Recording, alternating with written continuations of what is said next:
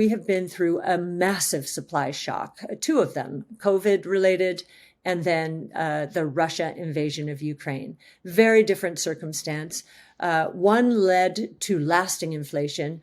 And this one, we believe, as I've mentioned many times before, will be much like what we saw in the early 1920s after a pandemic and World War I.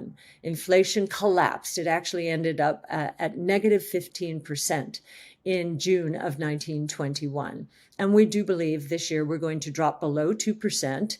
And in fact, the bond market believes it. The bond market's break-even rate is 2% for the next 10 years. In other words, the bond market is expecting 2% inflation for 10 years. Cathie Wood, the CEO and CIO of ARK, recently shared her thoughts on a range of economic and market topics, including M2 growth, the impact of imports and exports on GDP, peak oil, and Bitcoin.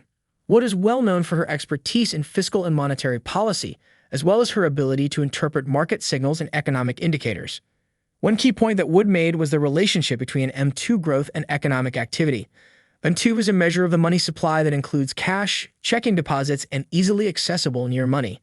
An increase in M2 can indicate a growing economy, as more money in circulation typically leads to increased spending and investment. Wood also discussed the impact of imports and exports on GDP.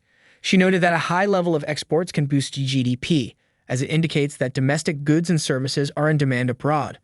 On the other hand, a high level of imports can weigh on GDP, as it means that domestic consumers are opting to purchase foreign goods and services instead of supporting domestic production. In addition to these topics, Wood also addressed the concept of peak oil, or the point at which global oil production reaches its maximum level and begins to decline. She shared her thoughts on the potential implications of this event and how it may affect various industries and markets. Finally, Wood provided an update on the state of innovation in 2022, including facts and figures on the adoption and impact of new technologies. She emphasized the importance of fostering an environment that encourages and supports innovation, as it can drive economic growth and competitiveness. Overall, Wood's insights provide valuable perspectives on a range of economic and market topics and the factors that are likely to shape their future direction. As always, her analysis is thought-provoking and relevant to anyone interested in these issues.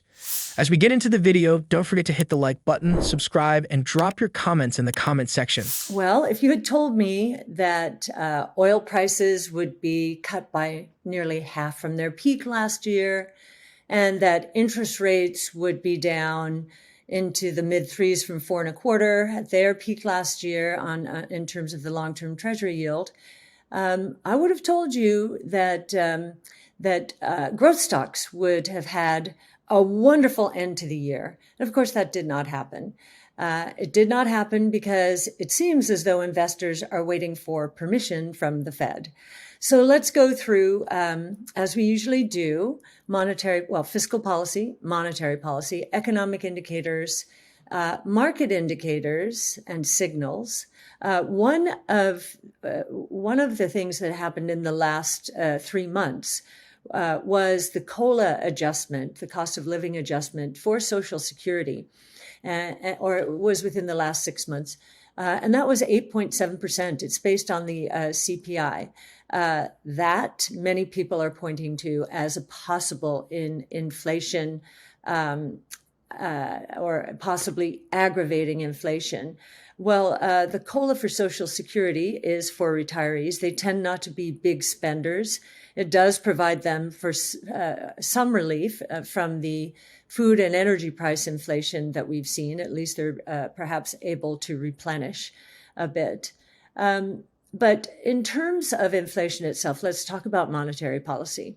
So M2 is now down to zero growth on a year-over-year basis, and that's as of November. It does look like November went negative, and we believe the negative growth rate will continue, if not accelerate to the downside during the next 3 to 6 months. This is a very unusual period. In fact, in my career, I've never seen it go negative, and I've been in the business for nearly 45 years.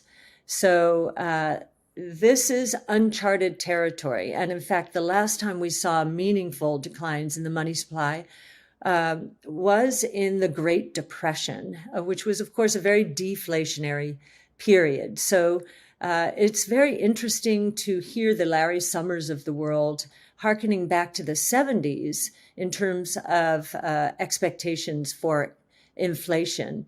One other thing to note about monetary policy, it's very influenced these days by Keynesian economics and something called the Phillips curve. Phillips curve basically suggests that if employment is strong, then that will lead to inflation. The history of the last 40 years, however, is the opposite. Employment was pretty strong when you adjust out for recessions, pretty strong for the last 40 years. And yet inflation and interest rates came down quite a bit from mid-teens in the early 80s to 0.5% during COVID. So that the history of the last 40 years does not support the Phillips curve. And yet it is interesting to listen to the Fed say, oh, wow, employment, we got to get it down. Otherwise, wages are just going to take off and become embedded in the system. That was the 70s experience, but it has not been the experience since then. And we do not believe we're in anything like that environment, as I just mentioned. And now the reason it's wrong is when employment is increasing, employment and output are increasing. If they're increasing in a healthy way, then productivity is increasing as well. And we've had a lot of dislocations associated with supply chains recently. So it's very hard to tell where we're going to settle out in terms of productivity. But we do believe, if we're right on how much innovation is taking place, that productivity is going to start scaling in a surprising way and take the sting out of inflation fears completely. So just wanted to share that with you. Cathie Wood also made an interesting observation about the current state of the economy. Traditionally, economic data follows a pattern known as the Lewis curve, which suggests that as unemployment decreases, wage inflation increases. However, in this market, we have seen the opposite trend, with unemployment remaining high while wage inflation remains low. This divergence from the expected pattern has led some to question the relationship between unemployment and economic strength. The Federal Reserve has stated that they believe this relationship is still present, but that it is relative. In other words, a stronger unemployment rate may not necessarily lead to higher levels of inflation. It is worth noting that the Fed's views on this matter may be influenced by the fact that they are currently targeting a 2% inflation rate. With unemployment remaining relatively high, it may be more challenging for the Fed to achieve this target, which could be a factor in their thinking. Overall, the relationship between unemployment and economic strength is an important topic for investors and policymakers to consider. As the economy continues to evolve, it will be interesting to see how this relationship plays out and how it may impact inflation and other economic indicators. We are interested to know your opinions on the macroeconomic outlook and what you think of Cathie Wood's view in the comments section below. Also, remember to like this video, subscribe, and turn on notifications. Thanks for watching.